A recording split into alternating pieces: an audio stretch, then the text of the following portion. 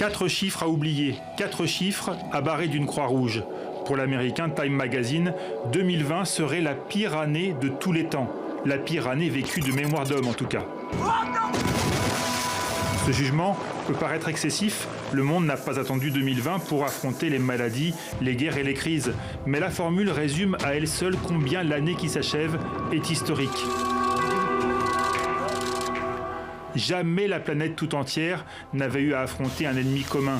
Jamais la moitié de l'humanité n'avait eu à se confiner à cause d'un virus. Métropole fantôme, frontières fermées, économie à l'arrêt, 70 millions de cas de Covid-19 avérés et 1,5 million de morts.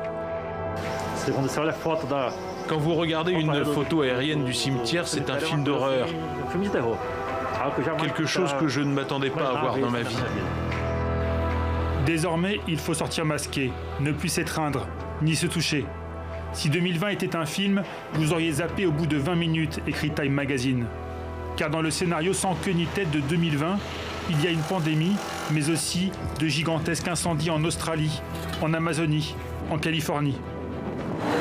11h15, c'est fou. Il est 11h15 du matin et on se croirait au milieu de la nuit.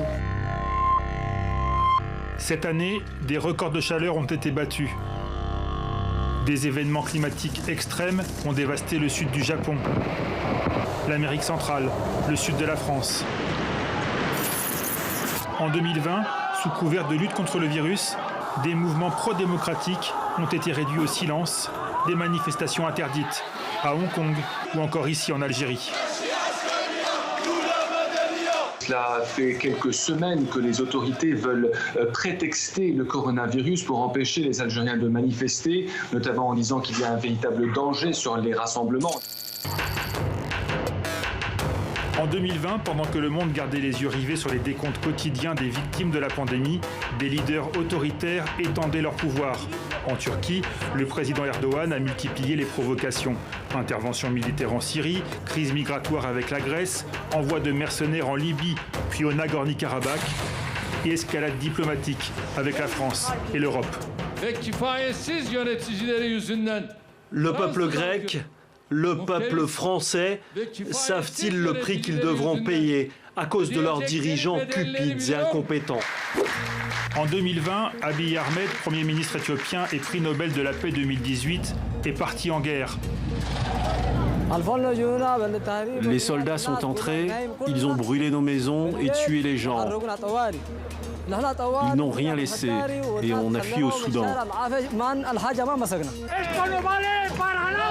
2020, c'est aussi l'année où, plus que jamais, face à des gouvernements hésitants et désorientés par la pandémie, la défiance s'est immiscée dans les esprits.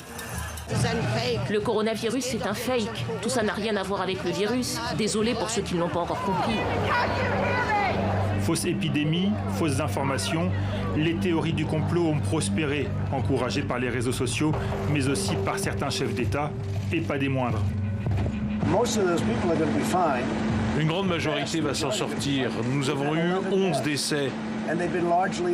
Et il s'agissait en grande partie de personnes âgées qui étaient fragiles. Je suppose que c'est aussi le cas pour la grippe ordinaire. En 2020, on a donc vu un président des États-Unis nier la gravité d'un virus qui a emporté 300 000 de ses concitoyens, contester sa défaite à la présidentielle pendant des semaines sans aucune preuve et accuser les manifestants contre les violences raciales de propager la haine. Car 2020, c'est aussi l'année de la colère contre les violences policières aux États-Unis, en France, en Belgique. Contre la terreur islamiste, après la décapitation en France d'un professeur de collège, Samuel Paty. Colère contre la corruption et l'incurie du gouvernement au Liban après l'explosion apocalyptique du port de Beyrouth. Bande de chiens! Ayez pitié de ceux qui sont morts! Comme au Liban, 2020 a mis à genoux des économies entières, des dizaines de millions d'emplois perdus, d'entreprises en faillite. Le Fonds monétaire international s'inquiète d'une récession pire que celle de 2008.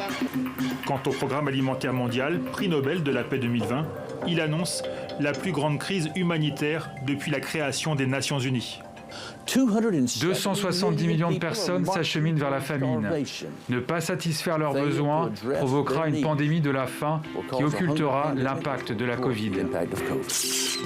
L'arrivée des premiers vaccins contre la Covid-19 sur le marché laisse entrevoir une lumière au bout du tunnel, même s'il faudra du temps pour parvenir à une immunité de masse. Peut-on dès lors se souhaiter une bonne nouvelle année ? Peut-être serait-il plus sage de souhaiter que 2021 soit juste meilleur que 2020.